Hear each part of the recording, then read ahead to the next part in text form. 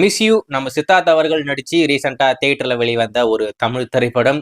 எந்த ஒரு எதிர்பார்ப்புமே இல்ல. அது மட்டும் இல்லாம ஈவென்ட்ல ஏதோ வாய விட்டு நல்லா வாங்கி கட்டிக்கிட்டாப்ல. அதாவது இந்த புஷ்பா படத்தோட ஈவென்ட்ல கூட்டம் வந்துச்சு இல்லைங்களா? ஏகப்பட்ட கூட்டம். அது ஏதோ ஒண்ணு சொல்றேன் அப்படின்னு சொல்லிட்டு அது ஒரு கான்ட்ரோவர்சி ஆயி எல்லாரும் போட்டு அடிச்சுக்கிட்டு இருந்தாங்க.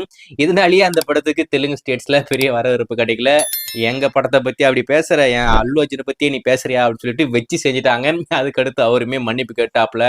நான் சொன்ன தப்பு தாங்க, நான் ஏதோ ஒரு மீனிங்ல சொன்னா அது வேற மாதிரி புரிஞ்சுக்கிட்டு வேற மாதிரி ஆயிடுச்சு, என்ன மன்னிச்சிருங்க அப்படின்ற மாதிரிலாம் சொல்லியிருந்தாப்புல. நீங்க அதை பார்த்துருப்பீங்க நம்புறேன். சரி, இந்த மிஸ் யூ படத்தை பத்தி என்ன அப்படின்னு பாத்தீங்கன்னா, படத்துக்கு மட்டும்தான் மிஸ் யூ அப்படின்ற மாதிரி வச்சிருக்காங்க. படத்தை பார்க்க போன எல்லாருமே மிஸ் ஆயிட்டாங்க. ஏன்டா இந்த படத்துக்கு வந்தோம் அப்படின்ற மாதிரி நான் நிலைமைக்கு போயிருப்பாங்க போல இருக்கேன். அவுட்டேட்டடான ஒரு கதை. இந்த கதையில எப்பரா நம்ம சித்தார்த் நடிச்சாரு அப்படின்னு கேட்டீங்கன்னா, இந்த படம் எடுத்தே பல வருஷம் ஆகுது அப்படின்ற மாதிரி சொல்றாங்க. அதனால என்னமோ இந்த படம் ரொம்பவே அவுட்டேட்டட் ஆனதுனால பெரிய வரவேற்பு கிடைக்கல. வரத்துக்கு ரீதியாகவும் இந்த படம் பெருசா போல.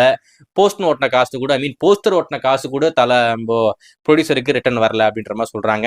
அந்த அளவுக்கு ஒரு மோசமான நிலைமைக்கு போன ஒரு திரைப்படம் இந்த மிஸ் யூ. இந்த மிஸ் யூ படத்தை பத்தி என்ன அப்படின்னு பாத்தீங்கன்னா, மிஸ் யூ உங்களுக்கு உங்களுக்கு கூடிய சீக்கிரம் இன்று, நாளை, நாளை மறுநாள் அப்படின்ற மாதிரி விஷயம் சம்பவம் நடக்க போகுது.